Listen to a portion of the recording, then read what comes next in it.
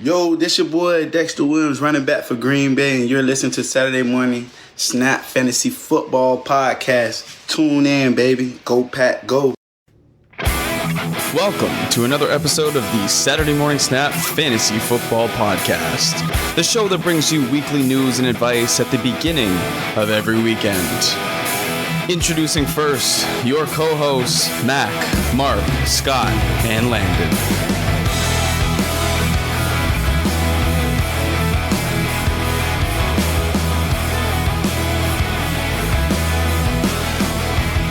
Hey, your host with the most is back. It's your boy Mac, back with another Saturday Morning Snap Fantasy Football Podcast. Got the whole crew with me, Landon, Scott, Mark. I'm back from a very long week on the golf course. Really fired up to get the boys here to talk about the NFC North with you today on this beautiful Saturday, July 20th. As you listen to this right now, a couple of us are going to be up at my cottage enjoying the beautiful weather, probably some cocktails, and celebrating, unfortunately, my big 30th birthday. So wherever you are and however you may be listening, thank you for being here with us. But we're going to be partying this weekend. Everyone's going to be there except for Mark's sad face. But Marky, what's been going on, pal? How are you? I've been fantastic. Despite not being able to go down there, things have been awesome. Just enjoying a good summer break, getting my golfing in, getting in my time out at the camp. We call it camp, not cottage. Yeah, it's a northern thing.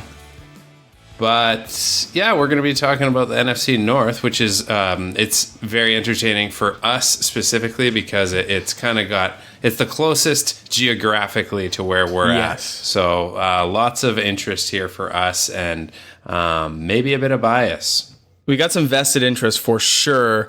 Me down in Toronto area and Scott, we're closer to the Buffalo Bills, and we're not going to go that route. We're going to stick with our northern roots and go Packers, Vikings, and we won't talk about the Bears or Lions.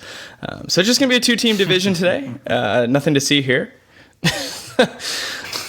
But I have been enjoying some home time. I came back 5 straight days of golf, competitive golf, very tough, but came home and binge watched the rest of Stranger Things 3 with my wife.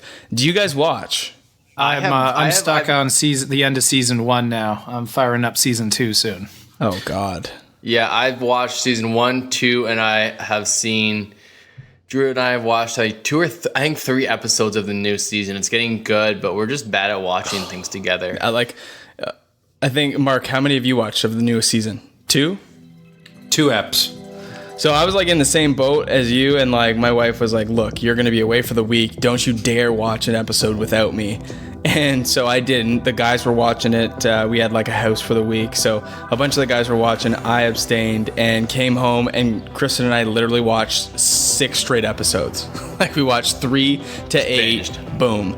It was like 6 hours long. But I'm not going to play spoiler, but oh my God, what a season. What a season. Like the first impression for me, just after having watched 2 episodes, completely different tone.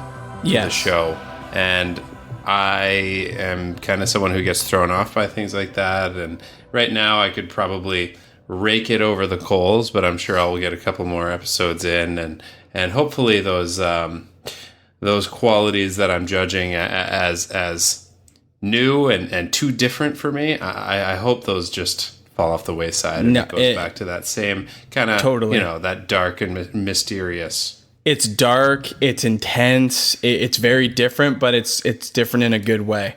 I think that like every single season's been different in a unique way, and season 3, unbelievable. Hopefully we can talk about it on the next podcast, because man, so good, so good. But listen, episode 62. You can find us on Instagram and Twitter at SMS_fantasy. You can catch the boys on their individual handles in the episode description. The links are there. So go ahead and get a hold of the boys if you need to that way. We're going to kick things off a little bit of a new segment with Landon's Trade. And if you're not following Landon on Twitter, go ahead and do so. I think it's Landon_SMS. He just posted a dynasty trade that he made in our league of record. And this thing, he put up a poll. It's got about 300 votes right now. Landon just traded away Amari Cooper, Eric Ebron, Golden Tate, Royce Freeman, and a 2020 second for Brandon Cooks, Dallas Goedert, Naheem Hines, and a 2020 first. Right now, the poll is in favor of the players he gave away, 54 to 46%. So right now, in the public perception, Landon, you are on the losing side. Boys, give your quick thoughts. Who won the trade, Taylor or Landon? I got Taylor here. I really think Cooper is an excellent player, and he's going to have a great season. Ebron is possibly a little bit slept on too in that offense where there's lots of mouths to feed, and then Jack Doyle's in the discussion. But I still think he's the guy. And guys like Royce Freeman and Golden Tate, like you can't count them out. I just think overall, like this guy's getting what seems to me to be about 10% better of a deal than you. Yeah, definitely a close call on the two, factoring in the first and second round picks of it all. If I have to pick a side, I am going to side with public opinion and say that Taylor may have gotten a bit more talent on the return, because if Eric Ebron has any type of repeat of last season paired with Amari Cooper, and then, they're going to have to throw to somebody on the Giants. So it'll be interesting to see. If I had to pick one of the two, I would go with Taylor's side of the equation. Sorry, Lando. It's tough. Hey, all good, it's guys. tough, certainly. I mean, the perception here is all, to me, around Royce Freeman. If you actually believe he's going to jump out and take that workhorse role away from Phillip Lindsay, then I think you have to go Taylor's side. For me, at right now, Golden Tate and Royce Freeman are probably some throwaway plays. And I understand Landon is selling high on Eric Ebron, but Eric Ebron's not going to have that season, right, Scott? Because Jack Doyle's going to be there to, spoil that yeah, party. he is. The only reason I would want to lean Landon's side over Taylor's, I do think, for the record, it's very, very close. And I think the public vote does speak to how close the trade is. The 2021st, to me, I think this would have been a really, really good trade without the swapping of picks. I just think the first overall pick compared to the second is enough value that I would want to go on the Cook side, on Landon's side, and take the unknown in a first round draft pick in next year's rookie draft. That to me is enough of a swing to vote Landon's side, in which I did. So I'm on the losing end right now with Landon, but it's a very good trade, and I think it's just preferential. I mean, full disclosure here, the player that got the Amari Cooper side is a Dallas Cowboys fan, and so he there's a little bit of homer bias there too. But I think a really good trade, and something that I think more dynasty leagues could have going, some off-season trades and some big pieces moving around. So I thought a good trade, guys.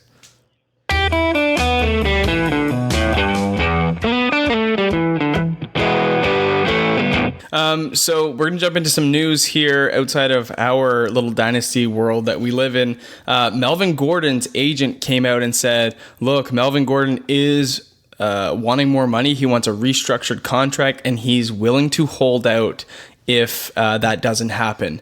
What do you guys make of this? Is this a little bit of a bluff, or do you think Melvin Gordon is actually legit here? Unlike Melvin Gordon, I will not hold out this weekend. You better not. Just so you I know. didn't fly you in for that. Yeah, I think Matt can charge you No. $40,000 a day for every day you don't participate. Yes. Mark, what do That's what it what do you make of this news? Do you think Melvin Gordon's legit and holding out, or do you think this is just a little bit of a bluff? You know what?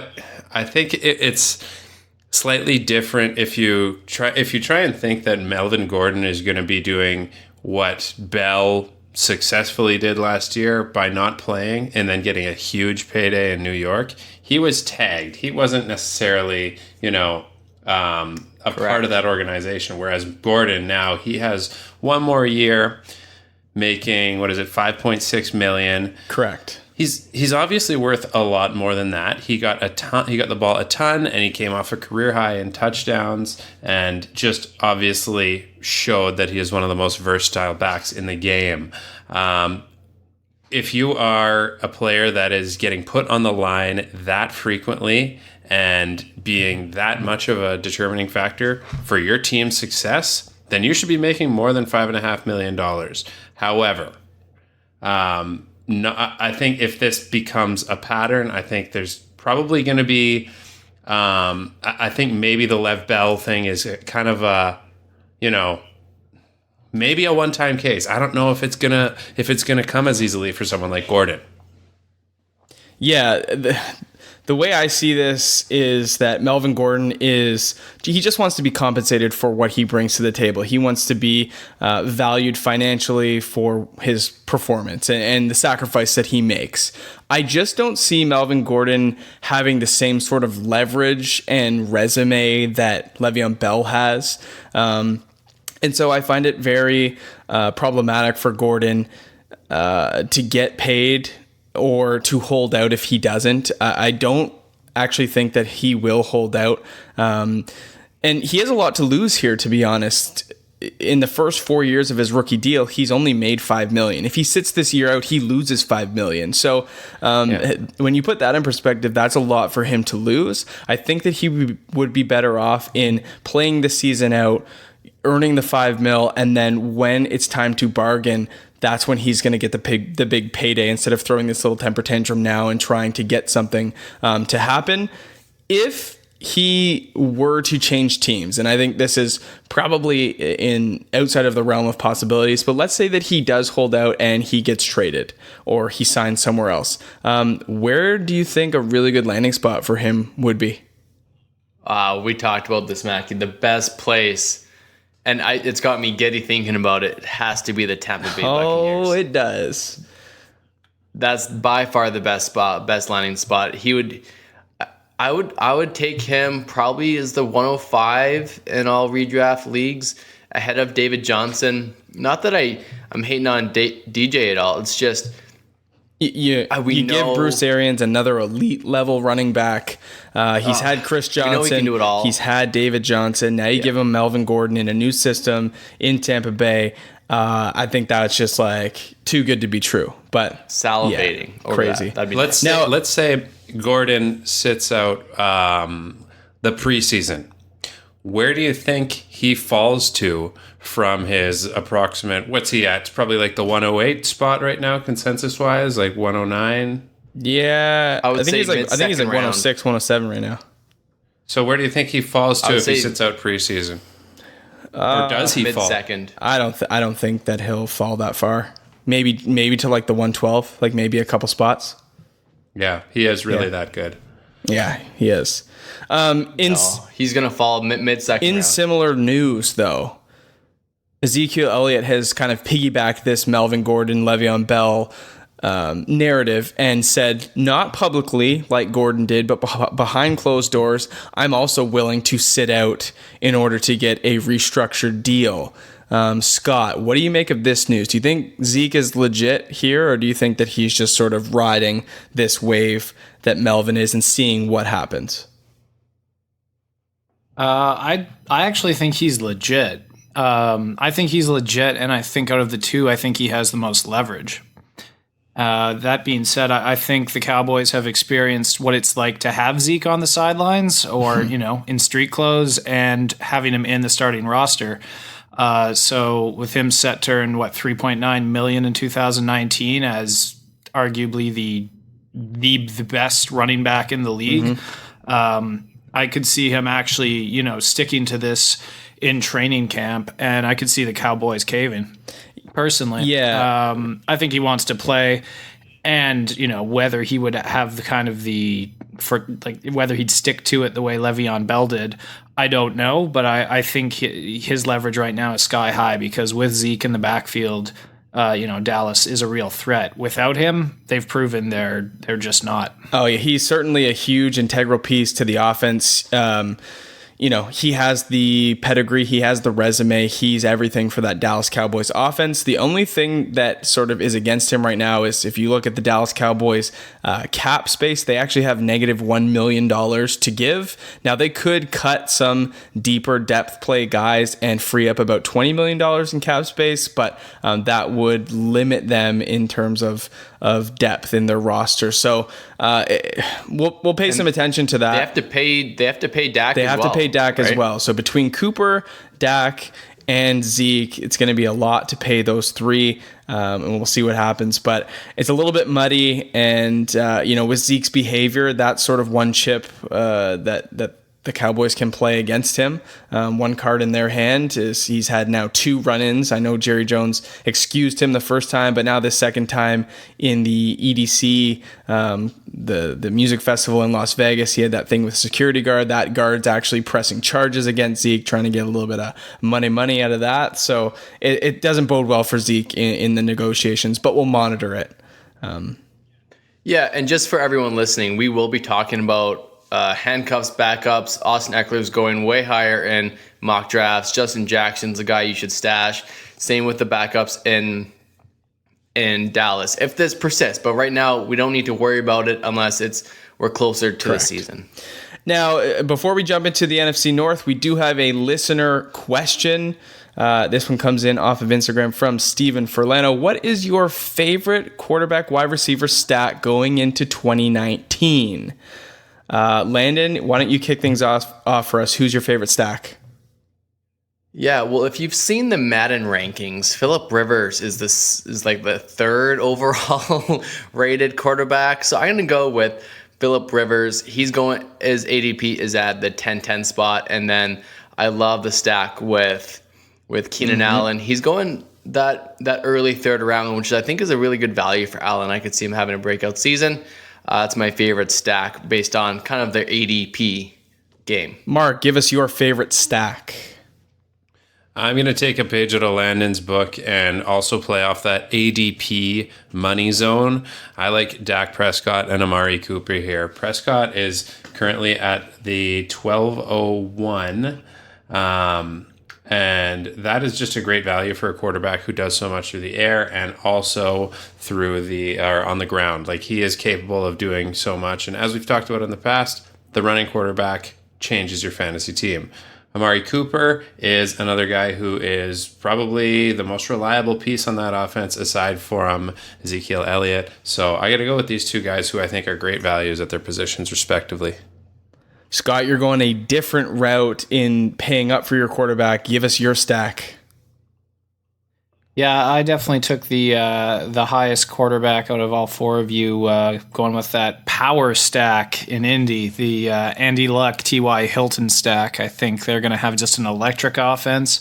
He's going to be slinging the rock. He looks to be full health, and I would love to line that up on my roster. Yeah, that would be quite awesome. I'm also going to pay up at quarterback here and go Aaron Rodgers, Devontae Adams. I'm going to talk about these 2 players in a couple minutes here, but I just think when you've got Devontae Adams, if I can get him in the, if I have like the 108, 109 pick, I'm going to be looking to get Rodgers, who is historically, when you look at his ADP, at a 2.5 to 3 round value going at the 505. So Rodgers, Adams, potentially quarterback 1, wide receiver 1 on the year. I'm going to take that stack all day long. Yeah, awesome. That's a pretty safe bet right there. Very quickly before we do that, I just want to give a shout out to our 2019 Listener League participants so far. Last week, we picked Ricky Wilson off of Twitter, Wilson27. Congratulations to him. We also have Easy Baker Dozen 2019, Mad Dog Jones, T.A. Muir 21, Bortles, and Buck Waldorp 3, along with the 4 of us. We are looking for 2 more players. We're going to pick one guy at the end of July off of Instagram, so be active on our Instagram. Leave some DMs, leave some comments, likes, whatever you can do to interact with us on Instagram. We're looking for somebody from there. And then the last spot is going to come from a podcast review. So go ahead, rate the podcast, give us some feedback, and put your social media handles in the post, and we will pick one person that leaves us a review to fill out the last spot, somewhere in mid-August. So that's kind of how we're looking for the Listener League. The response has been great. Thank you so much for everybody that's reached out to us so far, and we are going to be keeping our eye out for active people going into the latter part of the off season here.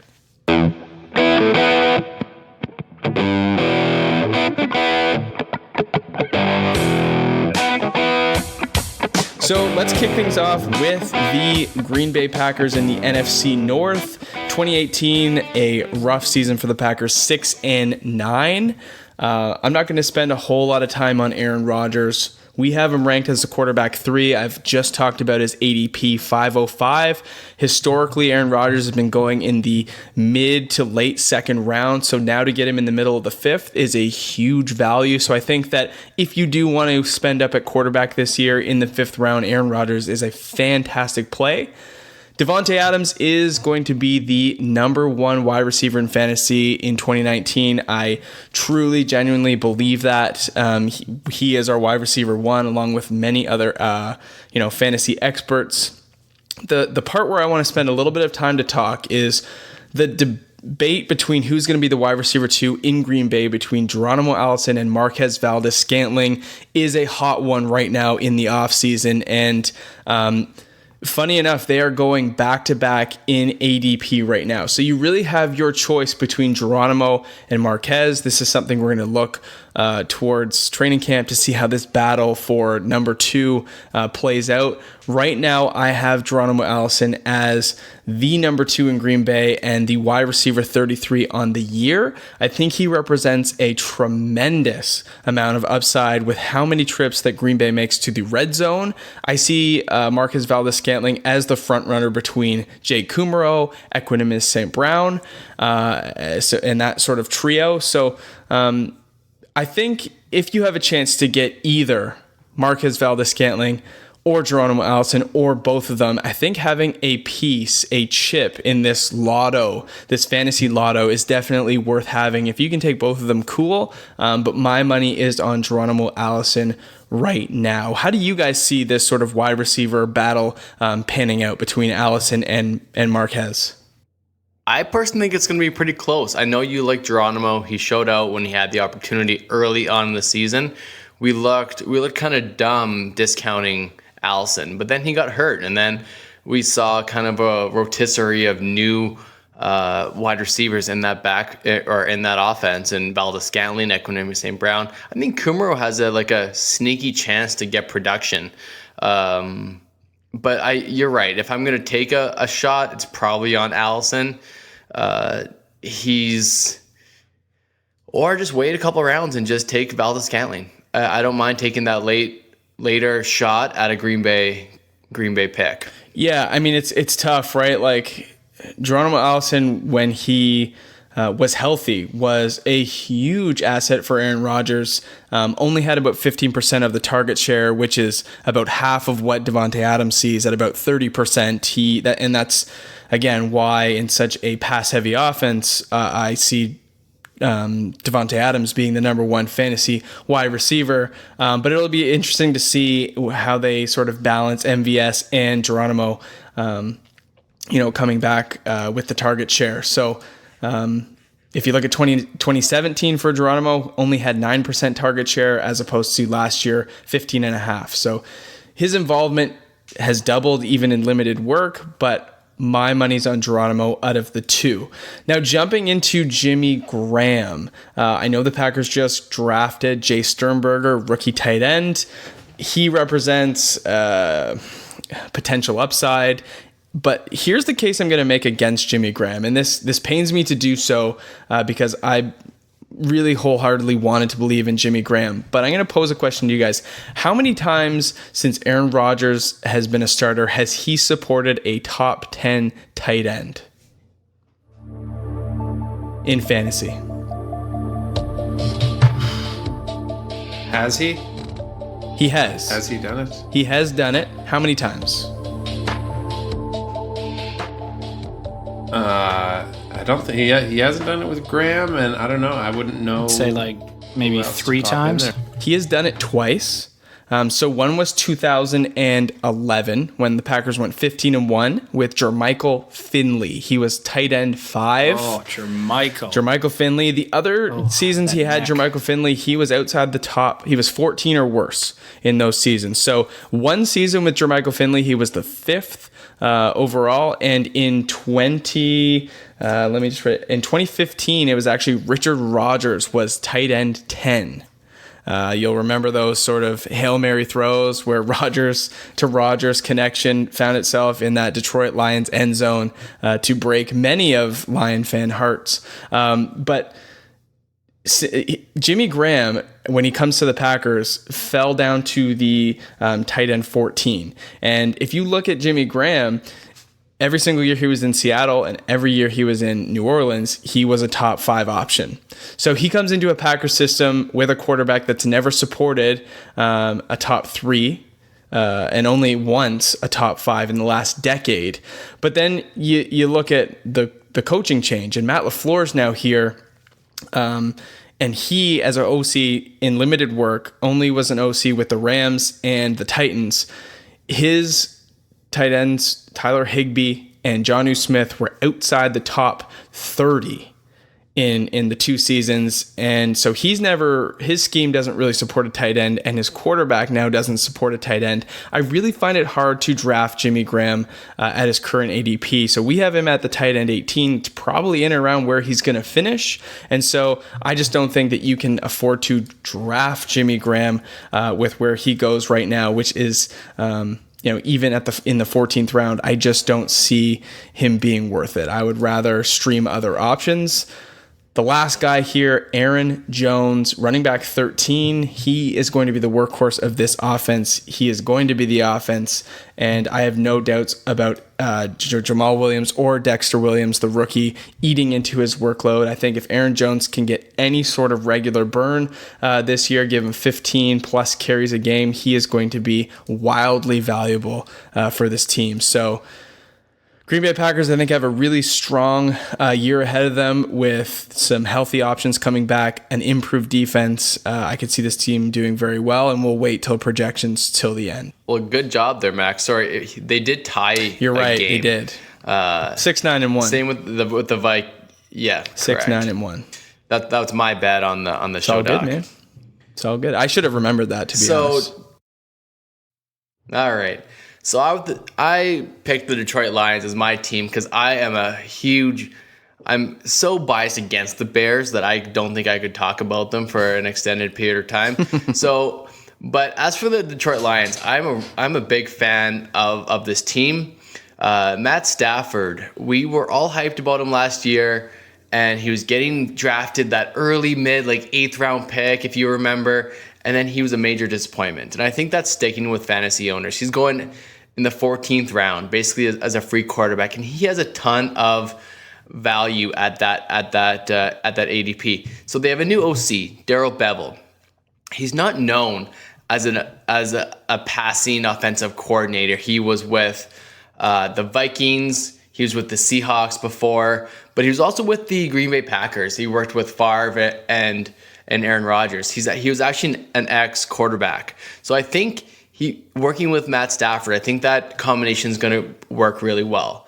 With that said, Kerryon Johnson. The offenses that he was OC with finished near the top, middle to top throughout his tenure at each, or at his career, I guess, at each offense he was at. So the hype around Kerryon is real. He's going in the mid to late 3rd round, and I really love. In all my mock drafts, I haven't really gotten Kerryon Johnson. I just haven't found that sweet spot yet. But I love him. We have him as our running back 14. But I think that when we projected Kerryon, I think that's more of his floor, maybe more of a conservative outlook on Kerryon. I think he really does have an opportunity to be that top 12 running back for your team. So going wide receiver, or like a Travis Kelce, Mike Evans, and then getting Kerryon Johnson as your running back 1, I don't think you should be worried at all. So with C.J. Anderson and Theo Riddick, those guys are still around, but I think they're just going to spell him in, like CJ is going to just spell him in different options. And he's not going to be the goal line back like we saw last year. Wasn't it LeGarrette Blount doing that with taking away touches, which that was just ridiculous. I don't think CJ is going to do that this year. He's just going to take away like a normal amount for a second string running back. I get that he showed out with the Rams, but different offense, different scheme. I think Carrion's the man. Theo Riddick's a great pass catcher. He's going to be involved. We have him ranked as a running back 70, and he's not getting drafted. I know we've all been through the rigmarole of Theo Riddick, and once you pick him off of waivers on a bye week, he doesn't perform, and then you're just like, get me out of here with Theo Riddick. But I think he's still going to be somewhat involved as the pass catcher. It's going to be interesting to see how they use CJ Anderson, because like you alluded to, last year LeGarrette Blount was a huge, it was so frustrating. A huge goal line piece. If you look at actually rushing attempts with 8 or more defenders in the box, so like a stack box that's ready to stop the run, LeGarrette Blount led that stat at about 39% of his carries. He saw 8 or more defenders in the box. So he was used primarily as a goal line red zone back. Good stat. Which totally took away from Kerryon Johnson. He comes in the game and everyone in their groundman knows what they're going to do. Correct. And you can't stop him because he's elusive in the sense that no one can put a body on him. That's fair. Yeah. So, but everyone's pumped about the running game. That's not a secret. It's their passing game that is really getting overlooked. Kenny Golladay is going in the late 4th round. And Mac alluded to earlier, actually to me personally, that he was getting overdrafted. He had 119 targets last year, over 1,000 yards, 5 touchdowns. I think I could see him coming around that total again this year, maybe with some more touchdowns. Without Golden Tate soaking up those targets, I think Kenny Golladay is going to be the number 1 there. But Marvin Jones should get that funnel off volume that Golden Tate leaving to the Giants is going to really provide. He's going in the late 8th round. I think he could even fall further once other hype from other players are coming into draft season. It's funny. I'm motioning with my hands right now as if our listeners can like see it, but I think he's going to be a really safe wide receiver 3 on your teams. Based on matchups. You don't want to start Marvin Jones in a bad matchup, but in a plus matchup, I think he's a super safe guy. Danny Amendola, he's not getting drafted, and I wouldn't draft him. He's kind of an undraftable player. And the hype is really all about TJ Hawkinson, the rookie tight end. We have him ranked as our tight end 22, and that, I believe, is his bottom line floor. I think he has the opportunity and the potential to do what Evan Ingram did in year 1. I think Noah Fant is more of a comp to Evan Ingram, where TJ, he's kind of like that Gronk, where he's a really good blocker, and he as well is going to help Kerryon Johnson. Yeah. He's going late in the rounds. He might not get drafted in your home leagues because people haven't heard the name before, but he's an excellent blocker, really good hands. I think he has the potential to be that Gronkian type guy, the OJ Howard, the David Njoku type. It might take a couple of years, but if you're in some kind of keeper league, taking TJ Hawkinson in the last round and just stash him if you got a deep bench, I think that's a great option. It's hard to actually expect value out of rookie tight ends in year 1. It's not when they're drafted in, what was he, the 108, the 107? In the actual draft. Even then, like Njoku and Howard were generational talents, and it's hard to count on them even now to produce week to week, never mind in the rookie season. So he is a generational talent. I'll give him that. He's that guy. If he's going to break the mold, it could be TJ. But it's hard to rely on a guy like that, is just what I'm saying. I do think that TJ will make a bigger difference for the Lions. You just won't see it on your fantasy, point totals. That's a great point. Yeah. Just being that guy. Exactly. If you got points per block, he'd be an unbelievable, option. Well, and that's another really good point, Mac. If you're a good blocker, you'll stay on the field. Correct. Where like a Noah Fant or a guy like that, he might get spelled by a lineman. Or if you're not a good blocker like Evan Ingram in his rookie year, he had a great rookie year, but he was a receiver. Yes. Zach Ertz is a receiver. That's what they're in for. So TJ's never going to leave, which is going to be good for opportunity. Yeah. And if they thought that Jesse James was capable of doing that, they probably wouldn't have spent, the 7th overall pick on a tight end. So correct. Jesse James is there, but he's irrelevant. Correct. I believe. So listen, Mark, take us for a walk through the windy streets of Chicago. I like that. Good segue. So let's start Thank you so much. by talking about the man that throws the ball, Mitch Trubisky, the Pro Bowler from last year.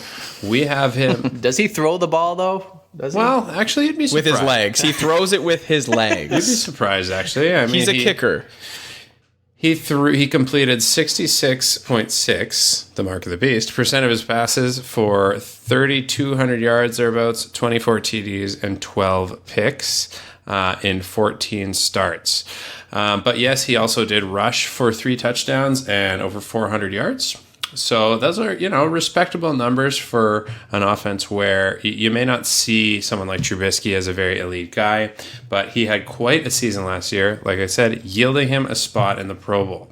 So we have him as the QB 12, which I think is maybe a little bit generous. I think with guys coming in the league, like for example Kyler Murray, we got Jameis Winston poised to play a full season. I think that might knock Trubisky kind of out of this top 12, and I'm looking at him to have more of like a QB 15-16 type season. So I'll speak to that really quick, Mark. I want to see nothing more than Mitch Trubisky be like a 15 to 20 quarterback. That's where my heart wants him to be. But doing the projections, we've talked about mobile quarterbacks and how they exploit this fantasy point total with how much he runs and the weapons he has in this offense. It's so hard to argue against him being this high. Now, I've seen some people be as high as saying Mitch Trubisky could be a top 5 option. And I think that's asinine. I think that's absolutely ludicrous. But for him to be on the fringe of a QB1 with how much he runs and how efficient he is with his running, and he gets in the end zone the odd time too, this is where he ended up in first go of the projections. So I hope we made some crazy error, but man, I do think with how mobile he is, he's potentially a fringe QB1. Well, I hate to say it, but no, his mobility is a huge part of that ranking. And you're on base with that. He had flashes of brilliance. Maybe it was against some easy defenses. Like he put up 6 TDs against the Bucs last year, and then followed that up with a game where he had multiple interceptions. So it's for an objective viewer, it's kind of hard to really buy into Trubisky. But then you look at that team record, that 12-4. That is just something that could not have been predicted with the personnel they had, and yet they pulled it out. And there's lots going on about this team that on the surface they are just a very full team. And I think Mitch Trubisky, to start things off, is probably one of the best values at quarterback, and he should permanently be on a team and should never be on a waiver wire. I do agree with that. So let's talk a little bit about his running back situation, because that is one that is being talked about largely for this offense. So we had lots of success last year with Tariq Cohen as their primary back, and this year he is being drafted at the at the 5'11" spot, and we got him ranked at the RB26 position, and that's in half point per reception leagues. But in full point per reception leagues, he would probably be a guy to have. Like I'm thinking top 10, maybe top 15. I think last year he was 15th in full points per reception, because that's a large part of his game is just what he can do on the check down passes, the screen routes, and he is an electric player to watch. That being said, there are some other pieces that were added to this offense in David Montgomery, the rookie. He is definitely going to steal some of that load from Cohen. He is poised to be, a possible rookie of the year, and definitely get some of those early down carries. But one thing that I'm hearing a lot about this guy is that he sheds at tackles like crazy, like a hard guy to take down. So I think if he makes it worth getting those early down carries, then he is going to get a lot more throughout the season, and is just going to serve as an excellent complement here. Let's not also forget that Jordan Howard is now gone, and there's a vacated 250 carries to go, somewhere. Exactly. So David Montgomery just walks into this role. I know Mike Davis is there, but I think I'm with you in saying that David Montgomery is going to be that guy that just comes in and walks into a full workload in year one. Exactly. And we talk about these rookies that are poised for at least having opportunity, and David Montgomery is right at the top of that list, right behind Kyler Murray and Josh Jacobs. I would put him at number 3 as, potential rookie of the year candidates. And then to look at that, we also, last year, Chicago was 6th in rushing attempts with 468 attempts. So that is a good number for all 3 of their running backs, the third being Mike Davis, who came over from Seattle. So lots of these guys do have the potential to get the work, but it's hard to say who it's all going to be leaning towards. But I think the guy to take here is, to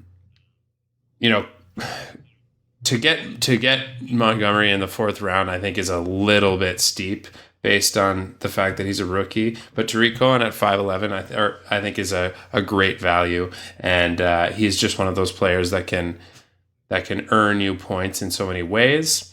And despite him being a little bit streaky last year, I think obviously he is going to get more work now that Howard's out of the picture. I think Mike Davis is getting a little bit overlooked. I get he's not getting drafted right now, and I don't love to have a timeshare between Montgomery and Davis, but he was good in Seattle, and if Montgomery wasn't drafted, he would be going extremely, extremely high. Maybe not that 401 mark, but he would be going considerably higher, probably right around that mid-5th round Cohen mark. But I think he has a chance to spell Montgomery in some super frustrating ways, just because he's a veteran running back, and we know who he is, and he's a hard runner, and it might be frustrating for kind of what Blunt did last year with Kerryon Johnson, where you want Montgomery to get that goal line work, and then it's, why is Mike Davis out? It'll be frustrating. I see that happening early on. Maybe if Montgomery kind of stakes his claim to that running back spot, he'll make fantasy owners a little bit happier. That's kind of my. I do see Davis as that change of pace, special teams type of back who comes in situationally. I just look like if you got 450 rushing plays to go around, you give 250 in the vacancy of Jordan Howard to David Montgomery, you're down to 200. 100 of them is probably going to go back to Cohen. He's more involved in the passing game than the running game, but he does get about 100 attempts a season. So that leaves you 100 to go around. You got Mitch Trubisky is going to be anywhere from 60 to 70. So really, how many attempts is Mike Davis really going to get? Tough to say. That they'll have to run, rushing attempts at an unordinary clip for him to be relevant, but he could be very touchdown dependent. So you just have to feel that one out, in my opinion. And then I think on that note as well, it's important to note if Cohen goes down with an injury or something happens to Montgomery, you are going to see an increase in Mike Davis, and to not count him out because he is totally capable of getting a workload. He showed it last year in Seattle, the league's most rushing team. And I like all 3 of these guys, but personally, if I were to have any of them on a dynasty team, Montgomery, but a redraft, I take Cohen. Solid point. Yep. Okay, so talking about this receiver core, again, when healthy, lots of solid targets here for Trubisky. I like Allen Robinson. He finished last year as WR40 on 13 appearances. We have him ranked at WR20, and I think that's pretty firm, but I want to call that his floor. I think he could do a little better than that as well, and put himself maybe closer to the 17-ish, the late teens, just because I think he's an excellent target at beating his man and finding exploitable matchups. He showed out with some massive performances last year, but I just think athletically he's a very good player, and going at the 708 position, he could be one of those guys to really, be worth a lot more than a mid 7th round pick. He will be in high consideration for me as like a potential fantasy MVP. I like that. I like it. Mm-hmm. Anthony Miller, another player that I like. So he was a bit touchdown dependent last year in 2018 with 7, but I think he could go bigger in 2019. He has got a big talent as well, and I would consider him a total steal at 1202. Keep in mind that this is an excellent offensive line to be working with as well. So if Trubisky becomes that more consistent passer through the air, I think between Robinson and Miller, these are 2 excellent targets for him. And yeah, like I said, a steal at the 1202 position. Agreed. I mean, Anthony Miller played last year with a separated shoulder for most of the season, so really played injured and was still one of the best in the league in target separation. So something as to keep, a rookie. So something to keep your eye on with him. I do. Saying what you said, Mark, at 1202, an absolute steal. Yeah. And we've got some disrespect on his head, ranking him at 64th wide receiver. I think we maybe need to do some adjustments there, Mackie. There's just the tough thing with this wide receiver core is with Robinson, Miller. Don't forget Taylor Gabriel. They just drafted Riley Ridley, and you've got Trey Burton in there, who we've got at tight end 14 this year. There's just so many mouths to feed in an offense that really is a low volume passing offense, with a quarterback that struggled with depth of target and passing attempts, and his completion percentage isn't anything to write home about. So I just think with like Trubisky's inefficiencies in the passing game, and with how many guys and weapons he has, it's going to be tough for them to all be relevant. So yeah, and behind those guys on the depth chart, we've got Taylor Gabriel, Riley Ridley. Won't speak much on them because I don't think they are going to be as big of factors here, but I do like Trey Burton. He's being drafted at mid 10th round. We got him as our tight end 14.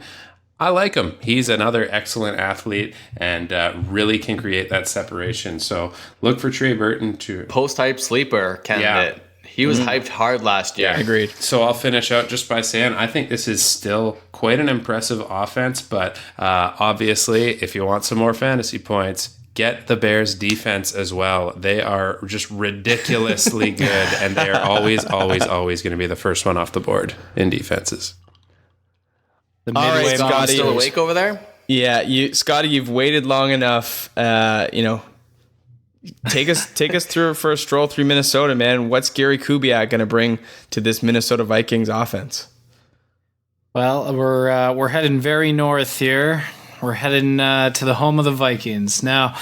As I do this analysis, I'm going to say yes, I am a Vikings fan. I will preface it by saying that because I'm very excited for this season, and I'm excited for the fantasy potential of a good portion of this offensive roster. So I'm just going to start off by saying that because I don't want to sound too hyped up. But the fact is, This is an explosive offense that I really do think one of the best benefits going into this year with Kubiak is really just consistency. I want to start with the $30 million a season man, Kirk Cousins. Now, he got kind of justifiably so, but raked over the coals last season because everybody thought that he was going to be signed, brought in, and take the Vikings immediately to the promised land, to the Super Bowl or bust. What people have been overlooking, I feel, is that he statistically had a career year. I mean, he had over 70% completion, over 4,000 yards passing, 30 touchdowns, 10 interceptions. These are fantastic numbers for a quarterback. One that most quarterbacks would be psyched with and you'd be happy to have on your fantasy team. The offseason has been nothing but kind, I feel, to the Vikings offense. They very smartly spent their first round pick on Garrett Bradbury, who, is a real center, which allows the rest of the line to actually move back to their more natural positions. So starting with Kirk Cousins, anybody who watched a few Vikings games even would have seen the swats, what I called them. I'd never seen a quarterback more ever in my life get the ball knocked down right around the line of scrimmage as much as Kirk Cousins did. And even with that in mind, he still put up very, very respectable fantasy numbers next year. We've got an ADP of 13 round on Kirk Cousins. If you compare his stats to that of an Aaron Rodgers or whatnot, this upcoming season, I think 13th round is a relative steal for the potential he could have. So that's my thoughts on the big man up front. I think people would have been a little kinder to him last season if he didn't sign the largest contract in NFL history for a quarterback. They drafted him really early. Well, they drafted him. They were hyped up. Everyone was hyped up about Kirk Cousins in the fantasy world too, Scotty. Oh, no, exactly. This is all hindsight, right? This is all, he signed the big deal. You look at that offense he was walking into, and I think everybody thought he was going to come out just flying and put up godly numbers. He put up great numbers, but they weren't godly numbers. But I just like to say that having him at an ADP of 13th round, to me, if I took him and, had him in the same range as, an Aaron Rodgers or a Luck, I personally don't think at the end of next season they'll be that far off in stats. Now, I highly disagree with that. I know you do, and you were a believer last season. I remember facing you a few times with Mr. Cousins. So we will see. Kirk Cousins finished as a QB number 13, just outside of a QB1. I'm not saying he's poor, but this isn't the Washington Redskins days where he's throwing for nearly 5,000 yards. He's now in a Minnesota offense that prefers to run the ball. So things have changed. They do, which brings us to our next portion, the running backs of the Minnesota Vikings, the ever electric yet scarce Dalvin Cook. Mm-hmm. So you guys have him ranked as RB9. He's going, at the start of the second round.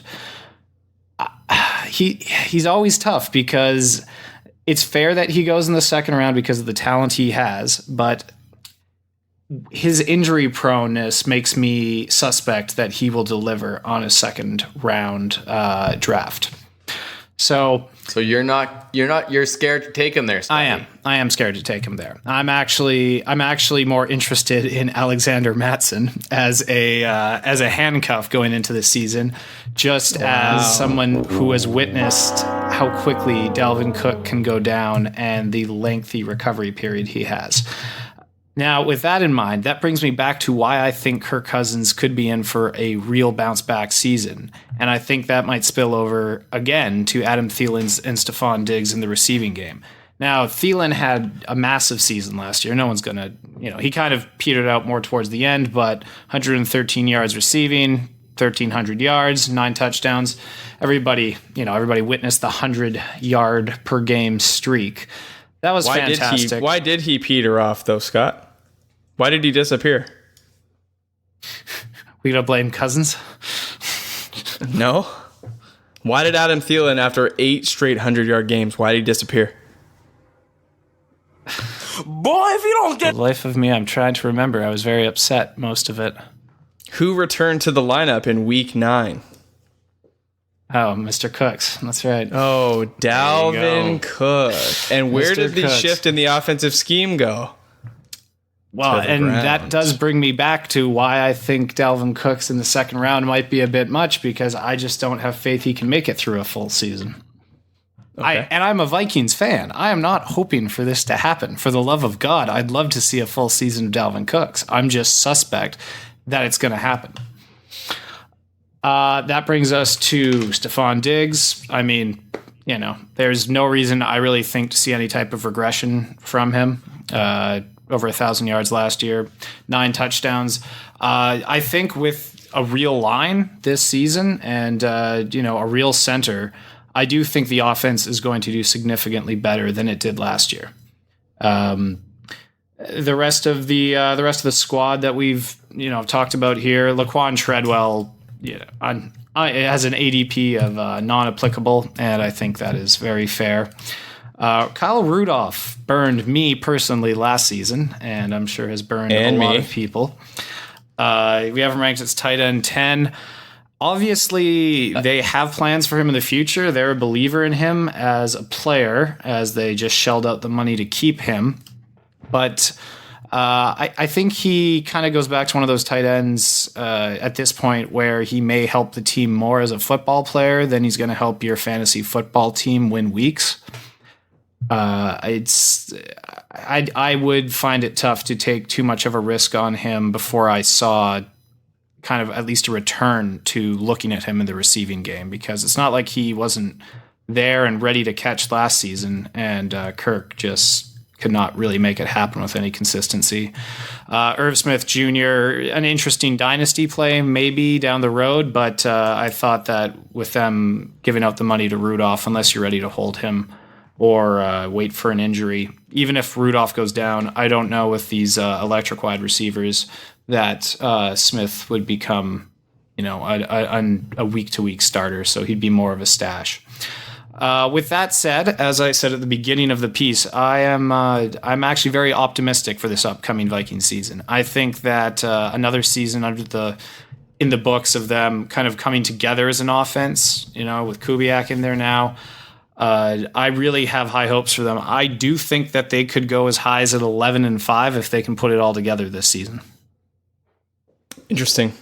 The one thing I'll say about the Thielen Diggs debate with Cook, Dalvin Cook coming back into the offense. If you look at Adam Thielen, he's going. What's his ADP right now? His ADP is 304.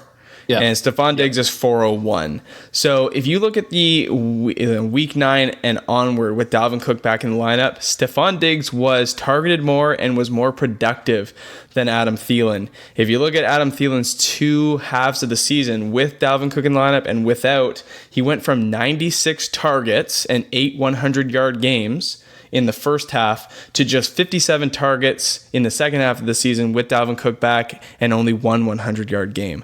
So Dalvin Cook and the insertion of him in the run game into this offense heavily dictates what Adam Thielen is going to do and how much he's going to get targeted. And I just think I would rather take the 1-round value on Stephon Diggs, who's been better with Dalvin Cook in the lineup, than Adam Thielen.